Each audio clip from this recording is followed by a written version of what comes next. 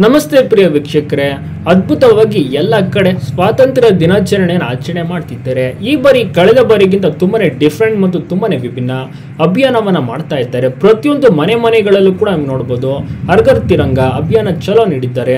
ಅದ್ಭುತವಾಗಿ ಎಲ್ಲರೂ ಕೂಡ ಧ್ವಜವನ್ನು ಹಾರಿಸುತ್ತಿದ್ದಾರೆ. ಅದೇ ರೀತಿ ಅಶ್ವಿನಿ ಮೇಡಮ್ ಮನೆಗೆ ಅಶ್ವತ್ಥ ನಾರಾಯಣ ಅವರು ಕೂಡ ಬಂದಿದ್ದಾರೆ.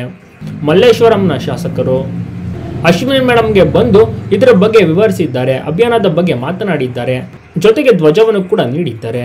ಅಶ್ವಿನಿ ಮೇಡಮ್ ಖುಷಿಯಿಂದ ಸ್ವೀಕರಿಸಿದ್ದಾರೆ. ಮನೆಗೆ ಬಂದಂತ ಅತಿಥಿಯನ್ನು ಸತ್ಕಾರ ಮಾಡಿದ್ದಾರೆ, ತುಂಬಾ ಚೆನ್ನಾಗಿ ಮಾತನಾಡಿಸಿದ್ದಾರೆ.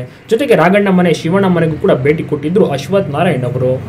ವಿನಯ್ ಮತ್ತು ಯುವರಾಜ್ ಕುಮಾರ್ ಜೊತೆ ಕೂಡ ಮಾತನಾಡಿದ್ರು.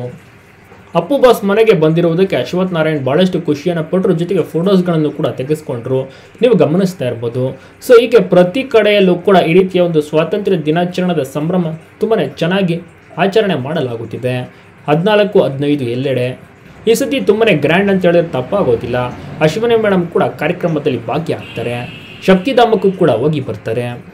ಅಶ್ವಿನಿ ಮೇಡಮ್ನ ನೋಡಿ ಅಭಿಮಾನಿಗಳು ಫುಲ್ ಖುಷಿಯಾಗಿದ್ದಾರೆ. ನಿಮಗೂ ಕೂಡ ಖುಷಿ ಆಯ್ತಾ? ಗಮನಿಸ್ತಾ ಇರ್ಬೋದು ಇವತ್ತಿನ ಫೋಟೋ, ಇದು ಬಹಳಷ್ಟು ವೈರಲ್ ಕೂಡ ಆಗಿದೆ.